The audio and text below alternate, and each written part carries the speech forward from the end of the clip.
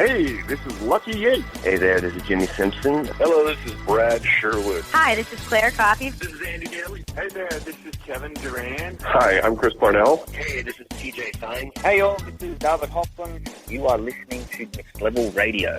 Have fun. It's time for the Showcast. And now, here they are, those pop culture junkies and your hosts, Ben Beck, Adam Gorey, and Steve Richards.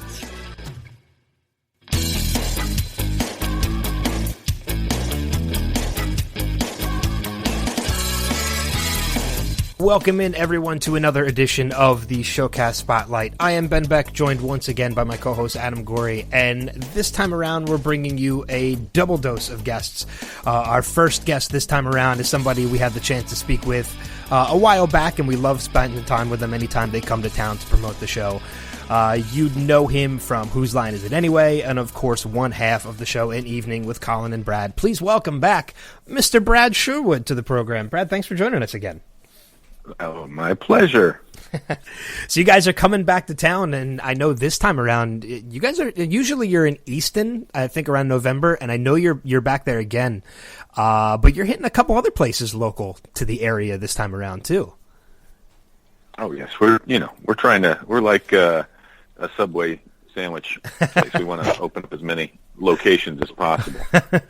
Does it feel like that the tour gets a little bit bigger every year? Or are you trying to expand it every year? Because I know when we talked to you last time, you said the tour really never stops. It's just spread out a little bit. But do you find you're trying to add more places as you go along? Well, I think we try to add new places that we haven't been before in markets that have never seen the show. And we try to go back to places that we have been before.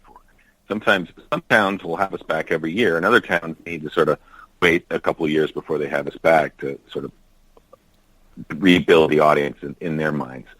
We're the only comedy show that is different every single time, so I think they have sort of the same mindset as if you see a stand-up. They're not going to bring that stand-up back the next year because their act is the same.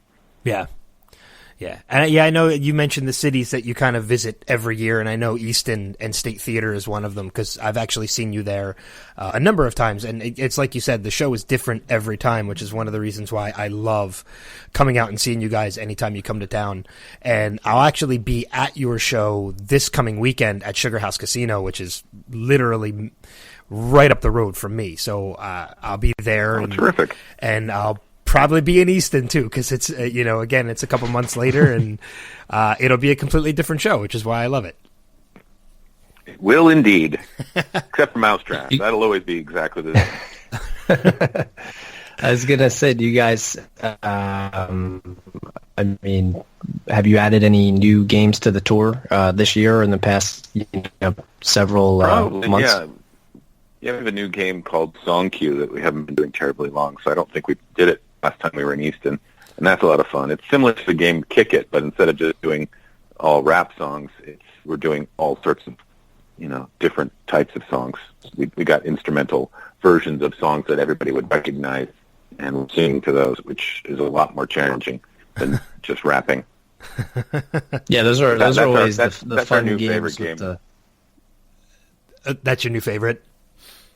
Yeah, that's our new favorite one. We both have a lot of fun in it, and partly because it scares us. You can never relax when you're improvising, and so when we're doing games that are still sort of fresh or new, or no matter how many times we played it, you can't rest on your laurels in that game for sure. Yeah, yeah, absolutely.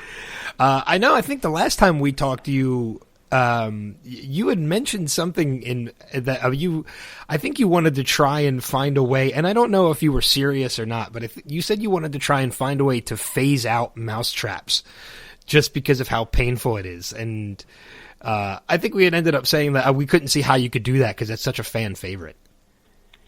Yeah, that's the only reason we even play that game, is because it just turns the audience into a bunch of squealing little kids laughing hysterically, kind of in a way that you don't really usually laugh even at a comedy show. It's kind of like screams and silliness. And so we just do it. We hate the game, but it whips them into such a frenzy right before the end of the show that it's just such a good button. It's like a little tasty dessert after a big meal. Yeah. But for us, it's torture, and we don't really. It doesn't feel like improv compared to the rest of the show. Well, for me, my cheeks hurt going into Mousetraps, and then after Mousetraps, I couldn't even feel them anymore, just from laughing so much. Yeah. Can't imagine.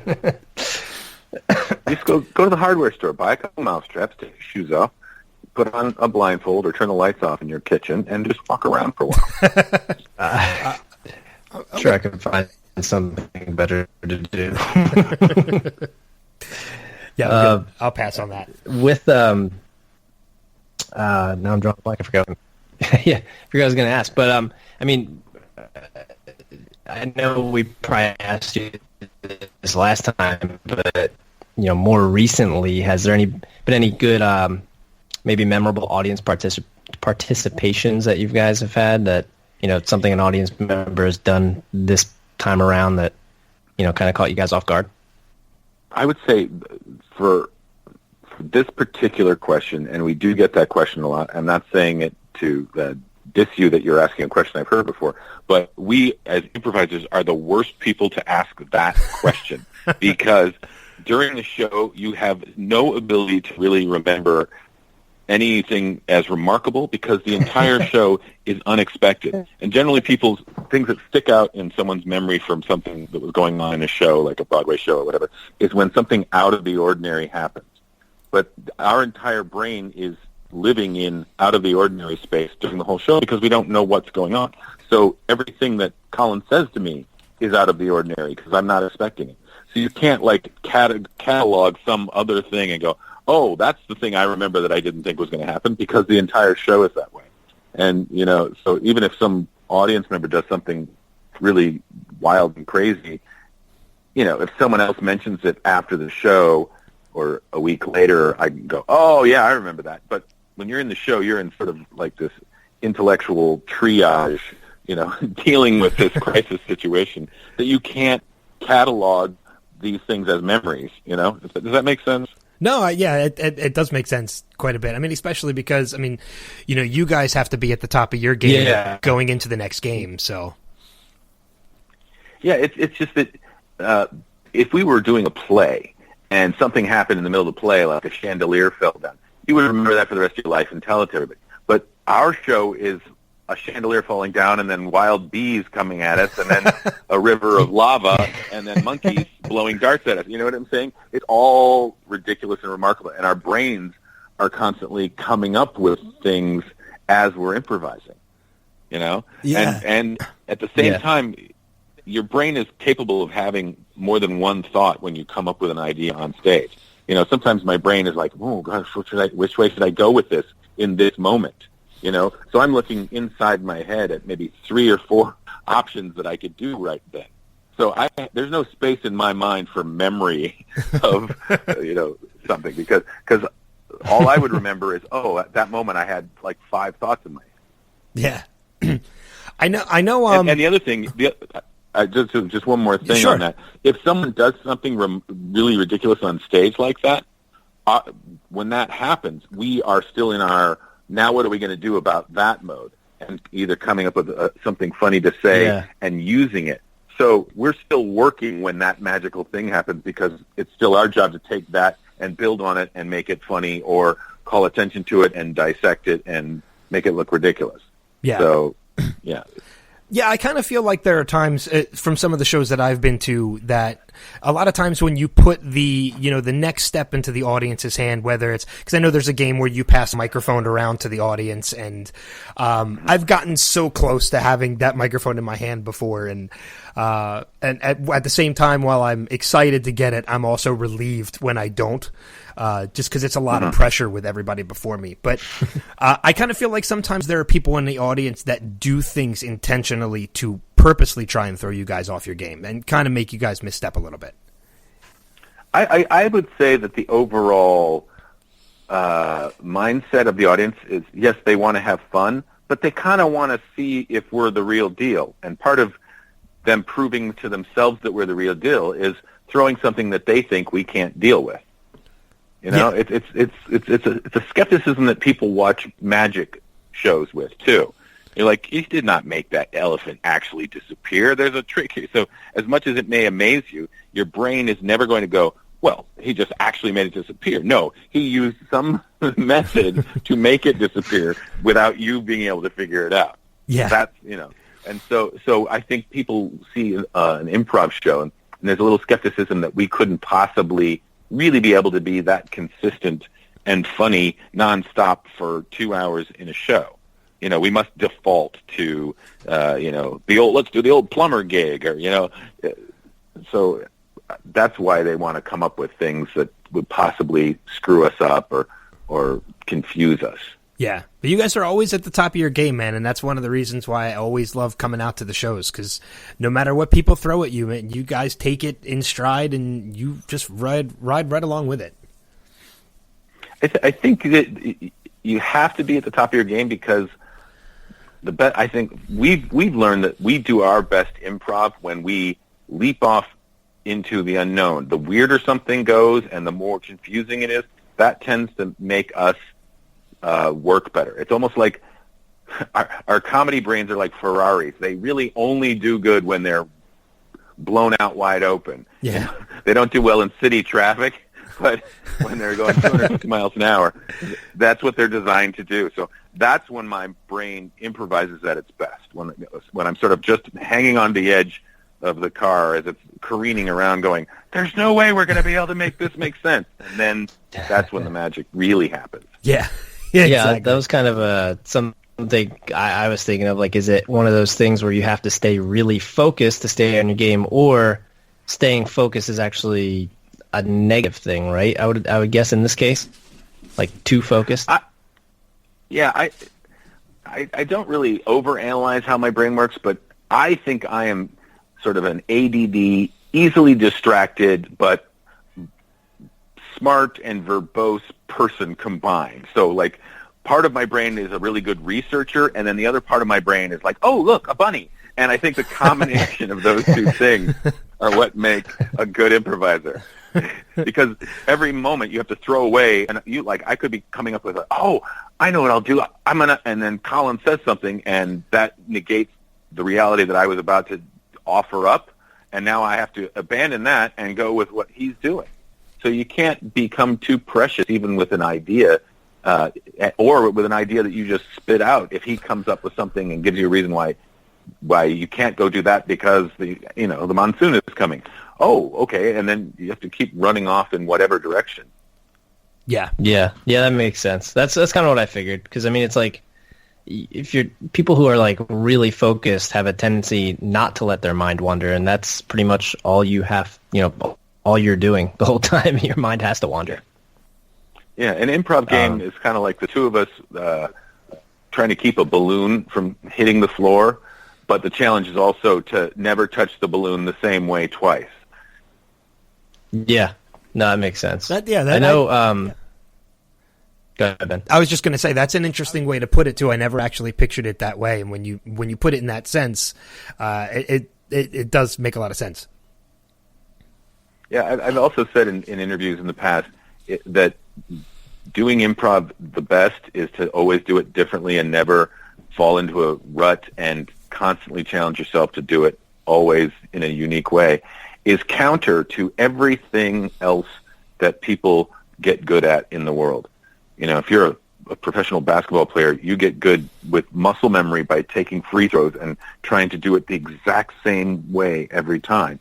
If you're a guitarist, you run scales and you play the songs over and over again until you do it from muscle memory. Improv is totally the opposite. There's no other thing that you get good at by not repeating. Yeah. And because that's so weird, that's why people can't quite understand or think, well, you must sort of do the same things over and over again, because that's how we learn. Like, that's how you learn to write letters in the alphabet. That's how you learn anything in school. It's repetition. Yeah, exactly. Yeah, that makes sense. Yeah. I mean, sorry, Ben, go ahead. No, go ahead. That's fine. Oh, no, I was going to change gear. I know before we let you go, I know Whose Line is coming back in a couple of weeks. I think May 29th on the CW. Are you in any episodes this year? I am. We shot some, and I'm not sure how many will be edited into because they usually get more than one episode out of any given taping. But yes, I was there. I did a show or two, and I think it was a shorter season this year. They didn't shoot as many because apparently the producers said they still had a backlog of unaired, edited episodes from the previous season. So that's a way of them saving production costs. We still get paid when a new one gets edited and aired, but they don't have to, re-rent the studio space and have extra shoot days.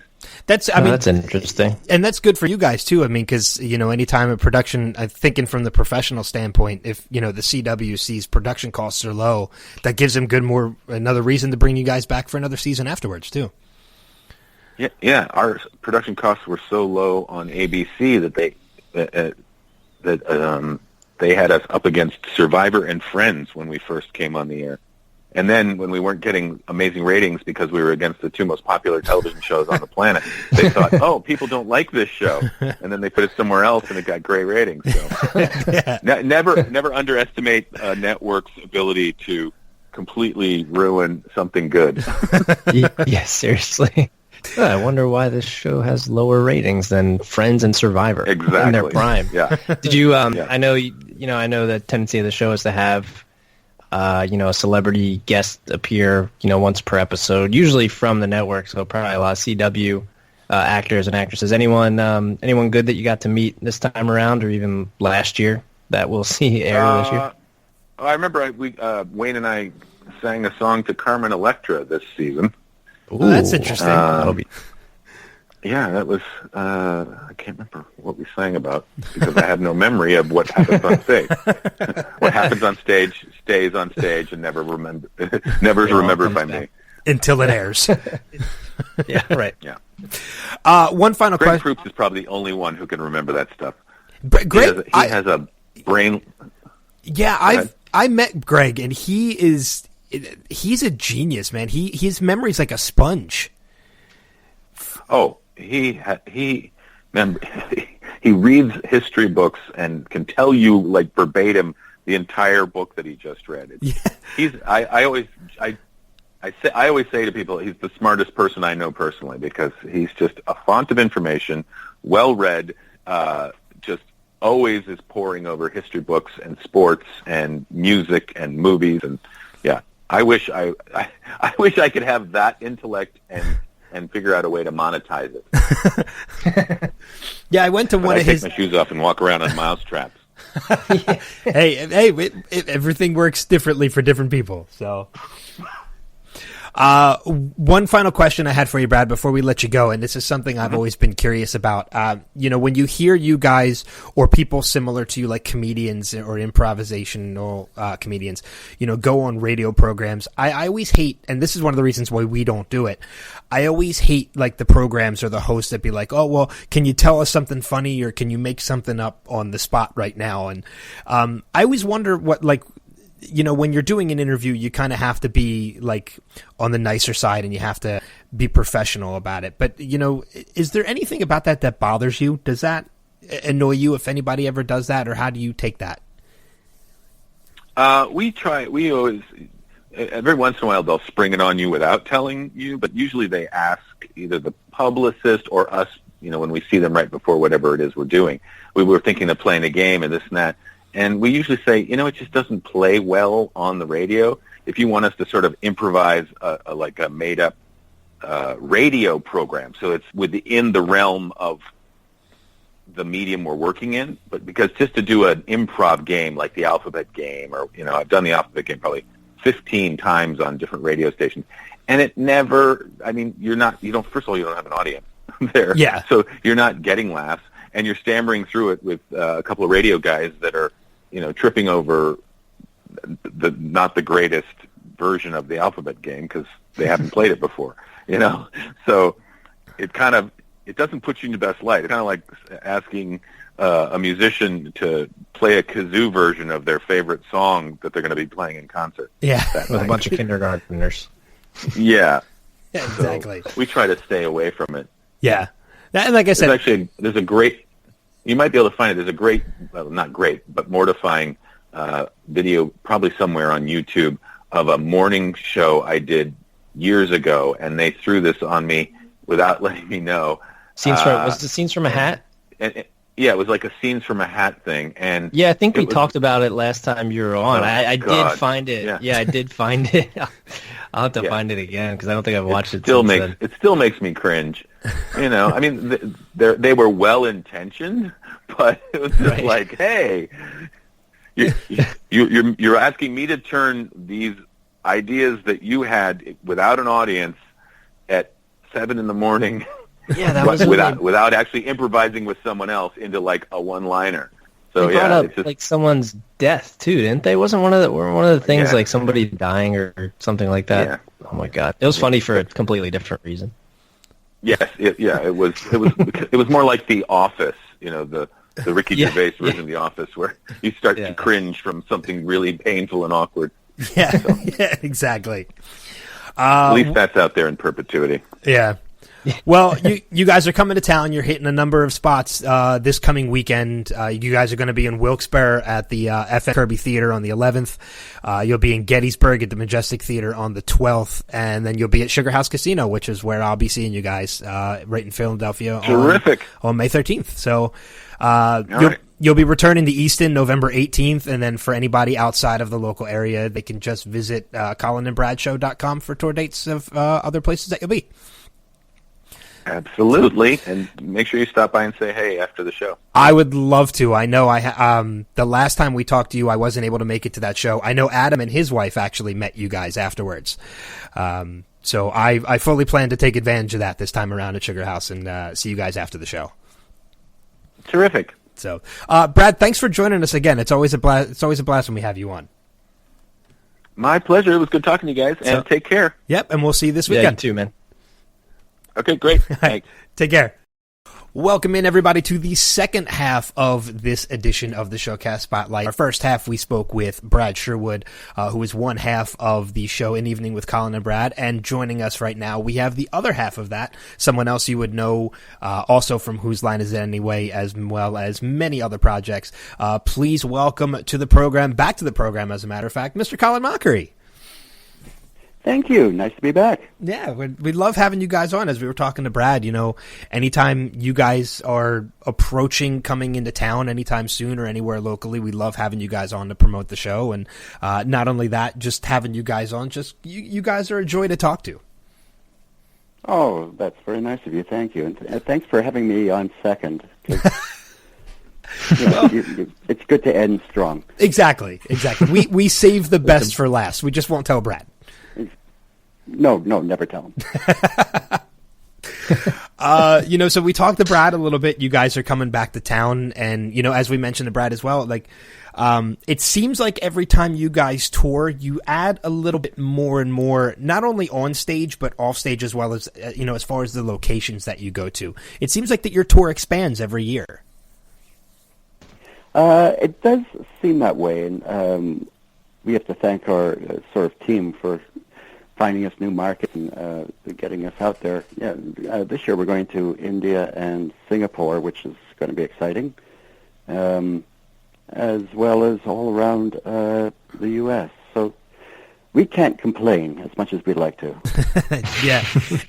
You mentioned India and Singapore. Is this a first for you guys traveling internationally for the tour, or is this something you guys have done before?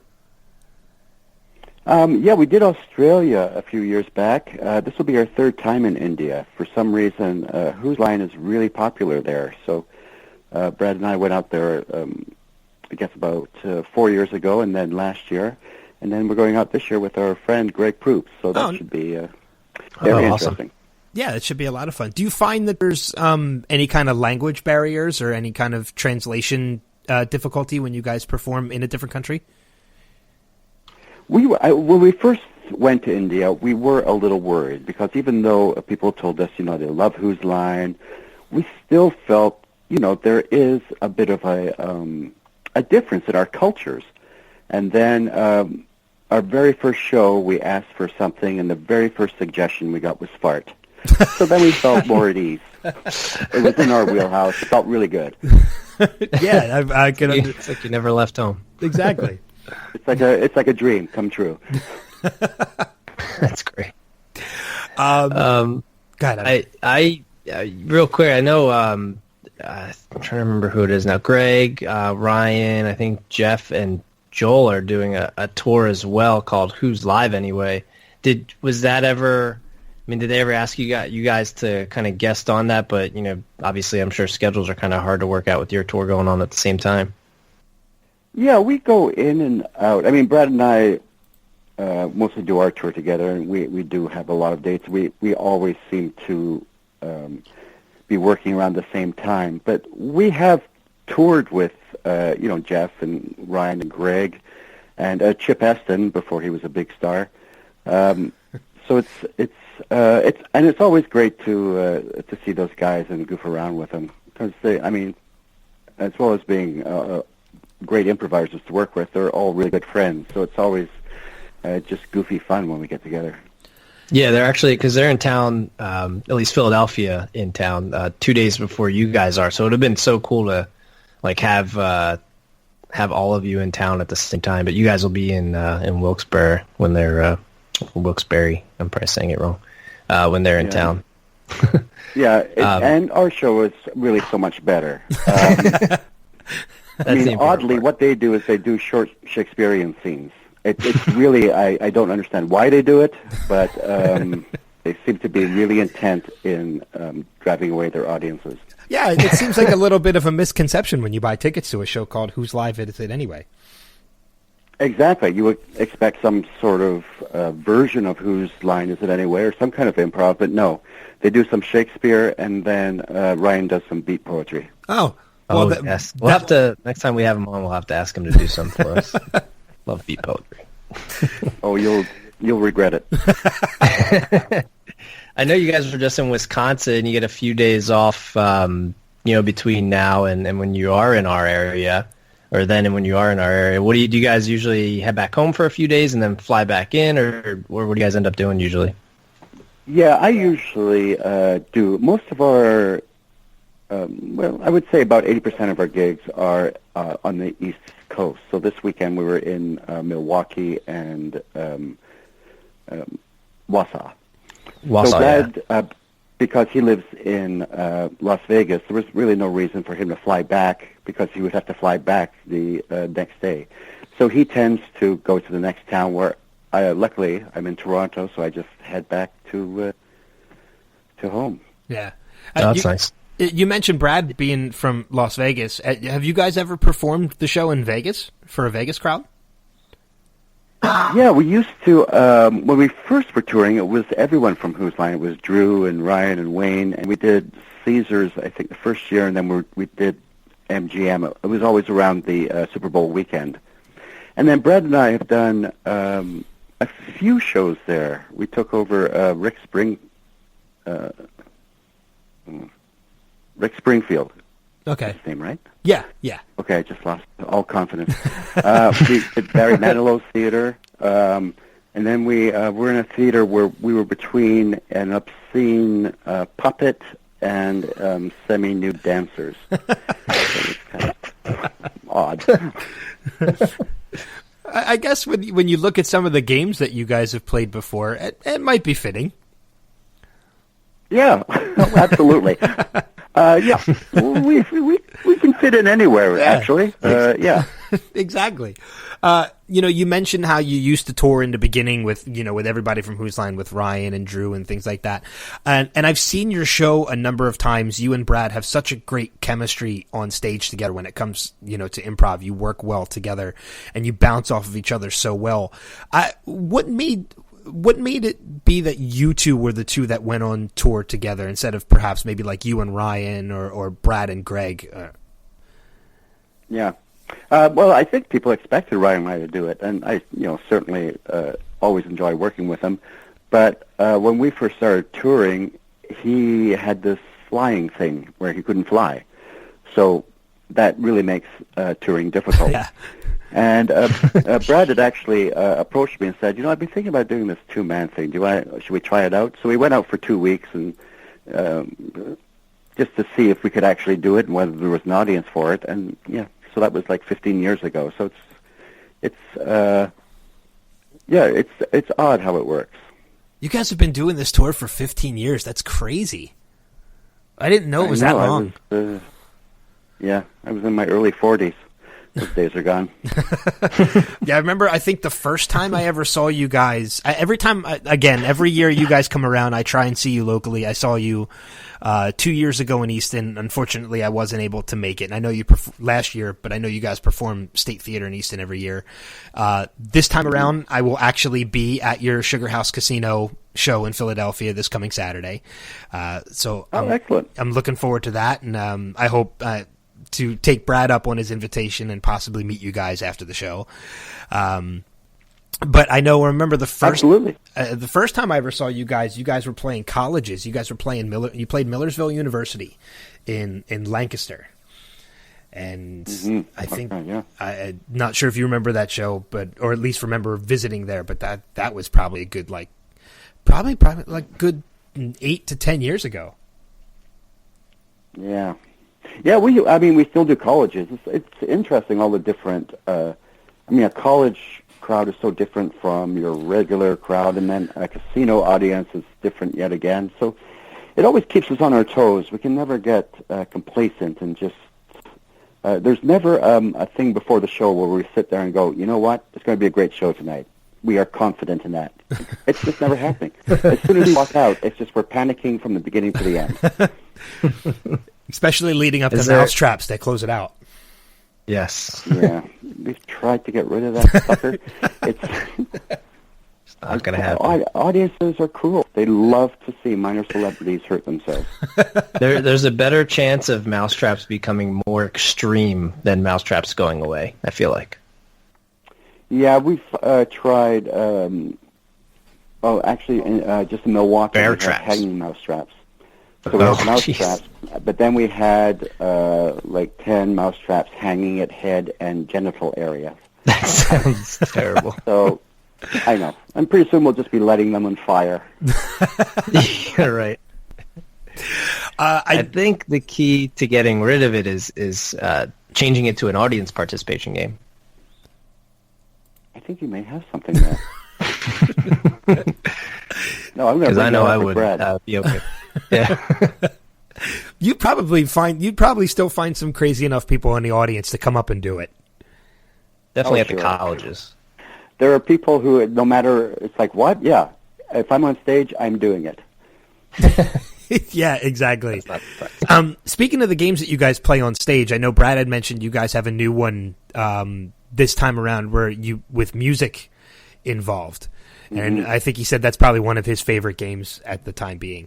How do you guys come up with new games that you play? Do you just research other games that might be out there and you just put your own spin on things, or do you try and come up with ones on your own?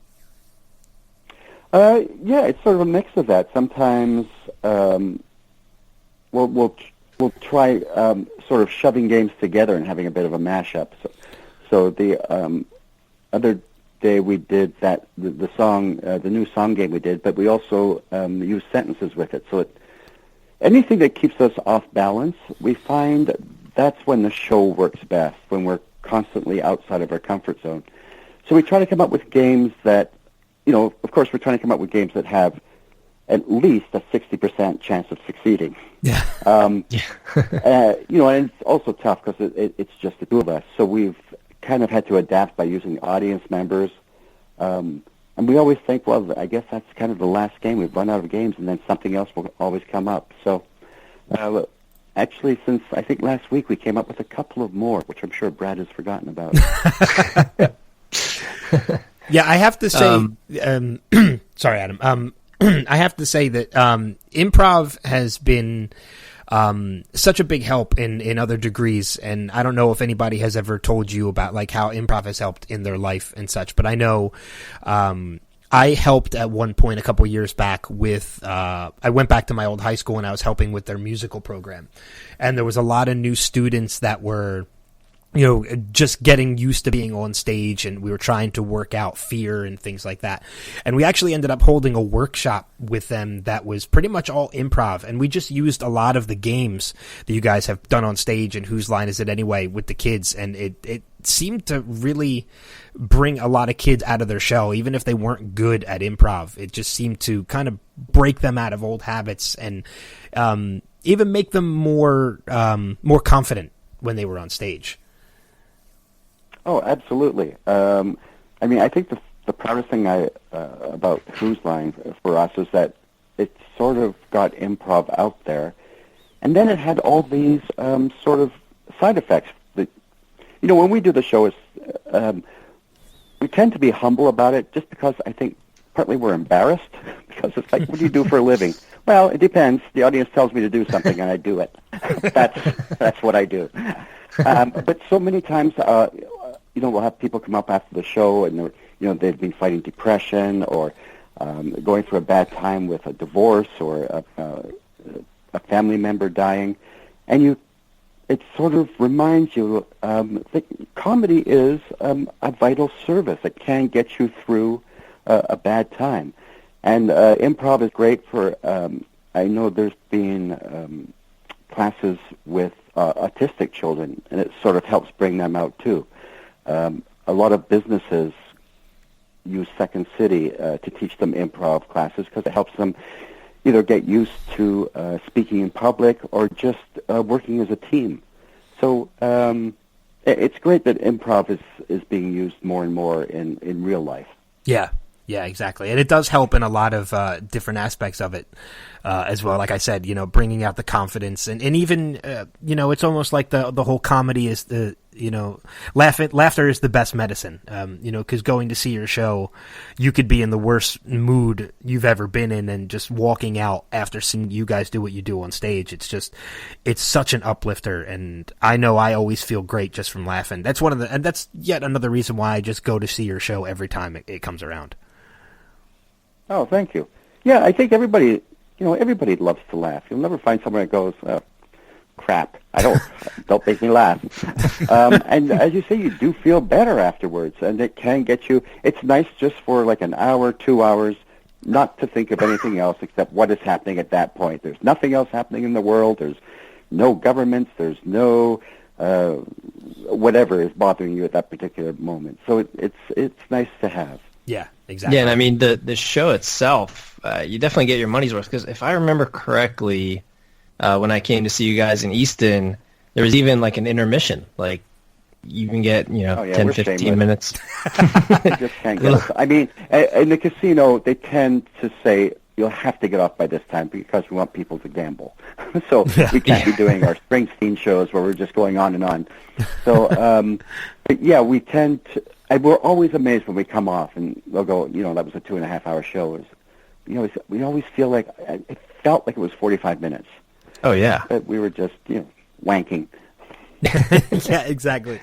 Do you guys usually tend to hang out afterwards to meet the crowds, or do you just kind of just chill backstage and just kind of come down, especially let the pain from mousetraps kind of subside? Ice your feet. I mean, it depends. Sometimes there's meet and greets. We, people come to the stage door. We certainly go out and meet them and sign autographs or whatever. We don't have it like a hard and fast rule. We certainly would not. There was one time we were leaving a gig, and then we sort of noticed, there's a bunch of people. They were waiting at the wrong door. So we drove back. And as I pulled up, we thought, my God, I hope they are waiting here for an autograph, because this is going to be very embarrassing. It's the bathroom line or something like that. Yeah. Luckily, it worked out. But, yeah, I mean, we always love meeting our audience and the people who enjoy the show. Yeah. I know last time we talked to you, it was before you guys were gearing up for a Whose Line UK reunion, which I know has since happened. How was that, getting back together with everybody in the UK? It was great. We had a lot of fun. It was great seeing Clive again. Josie, I hadn't seen for a while, and she's always fun to play with, and Steve Frost. And yeah, it was great. We did it at the Palladium, which is this beautiful theater in London, and Every show was sold out. It was almost. I was getting tired of meeting people at the end, and they would all come up and go, I grew up with you. I watched you since I was 3, and I just felt like almost a fossil, like I was Stonehenge or something. But it was great. Yeah. Note to self: if I meet you on Saturday, don't say I've been watching since I was 3. Don't mention an age. Don't mention an age at all. I've been watching you pretty recently, last year or 2. Oh, good. That's good. There you go. I discovered you on CW. Yeah, right. There you go. I'm sure some people have. There's been anybody that, kind of, I guess a younger crowd would have found you guys on the CW because they watched the CW, and then, if I think the CW Seed, I think it's called, has every Whose Line episode ever. Yeah. Well, it started, I guess about 6 years ago. We noticed, it must be longer, like 8 years ago. We noticed our audience was getting younger, which never happens. You'll never see an act go, oh yeah, our audience is getting younger and younger. Right. But we realized it was because they were catching up with the show on YouTube and the internet. So there was some interest generated. And that was the reason, I am pretty sure we came back in the CW. They sort of saw that there was a renewed interest in the show, and that's why they brought us back. We're on a youth network. Yeah. All of us. Yeah. We would never get cast in any other CW show, except as maybe a vampire or a great-grandfather. Oh my God! I just imagined, Colin. I just pictured you as like a vampire on Supernatural. I don't know why. I could do it. I think you could. You absolutely could. That'd be awesome. No, I'd be pushing like people on Supergirl, on Arrow, on Flash. Come on, man, use me. You need old people. Yeah. I would love to see. We're big fans of that show, so we would those shows the comic show. So if you popped up on that would just make our year or absolutely century basically. I know, like every superhero has some sort of bald supervillain. So come on, let's get on it, CW. I would love to see you pop up on the Flash. Cool. That would make my season. So seriously, that would be awesome. And that reminds me too. I remember a movie. I remember seeing you pop up in a movie, and I remember seeing you pop up in The Tuxedo with Jackie Chan and Jennifer Love Hewitt. And I just remember like being so happy seeing you pop up in that movie.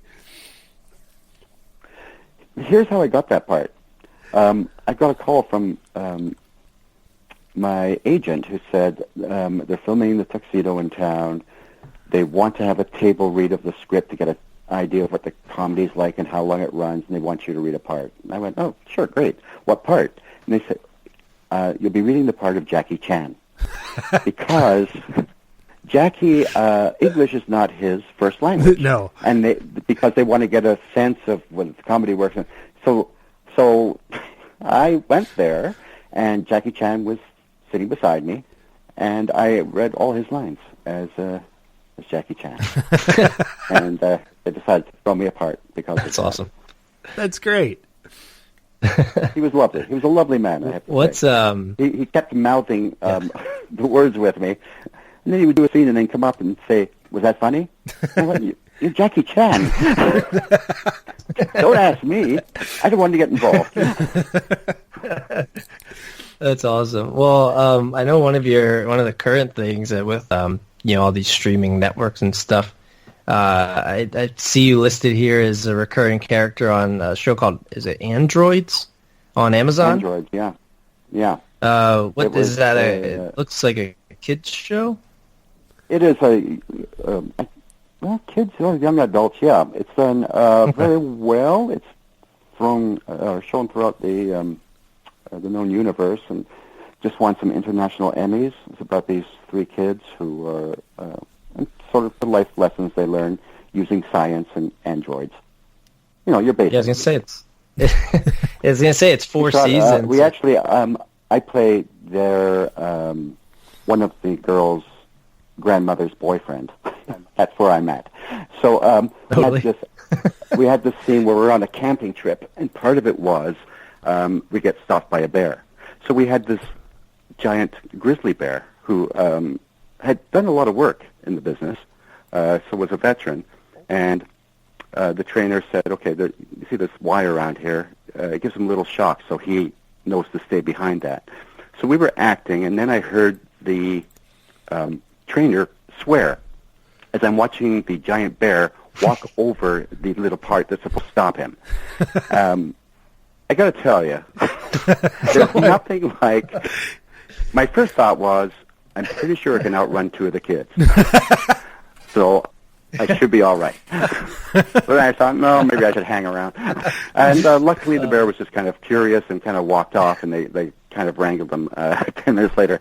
But that was pretty much shooting done for the day. The kids were kind of hysterical. Their parents were insane. I was cracking jokes, but nobody was going for it.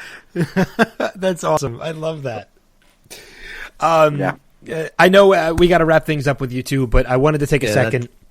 Not what you want to see here. No. I wanted to take a second though before we let you go, on a more serious note, and I wanted to applaud you for the way you handled things with your daughter. Thank you very much. I read a lot of stories about that when I saw that, and I'm definitely on your side when it comes to that, and the insensitivity of people. And I just wanted to applaud you for the way that you handled things with that. Oh, thank you. For people who don't know, my son is transitioning to my daughter, and so that's kind of what we're going through right now. And for not for an odd reason, I put it on Twitter as sort of a positive thing. And I have to say the feedback was overwhelmingly positive and great. But, there is that negative side where you just go, oh. But, yeah, I applaud her. I love her. She's my kid. Yeah. And I think it's very brave for her to live the life she wants to live so that she'll be happy. And it's pretty much what we all want. So Yeah. Kudos to her, and kudos to everyone who supported that. Yeah, exactly. So you definitely had our support, and she has our support with that as well. So I just wanted to bring that up. I didn't want to go into too much detail in case you weren't comfortable talking about it, but you did anyway. So that was good. No, we've been up in Canada. We hit some TV shows, which was great. But of course, you get those. My favorite comment was, "Well, it just seems like another fading actor trying to save his career." And I thought, wow, that may be the worst way to resurrect your career. Make your child transition into an opposite sex. Come on, kid, it's really going to help me with my career. So exactly. God bless them all. I don't know how that works. I don't know how it works either. But yeah, anyway, back to the show. You guys are hitting some areas local to us. We know this coming weekend you're going to be out here on May 11th. You're going to be in Wilkes-Barre at the FM Kirby Center. The 12th, you're going to be in Gettysburg at the Majestic Theater, and then Saturday I'll be in the audience as you guys are at Sugar House Casino in Philadelphia. Excellent. So I hope to meet you and Brad after the show. I haven't had an opportunity to do that yet, and I would absolutely love to meet you guys in person. So hopefully, just come right back. Yep, I'll stick around after the show. I'll definitely do that, and we wish you the best of luck with the show and with everything in the future. And Colin, thanks for joining us. Thank you so much for having me on. So. Everybody else, be sure to check out our website, nextlevelradioonline.com. Follow us on Twitter at NXTLevelRadio, and we will see you guys around the bend.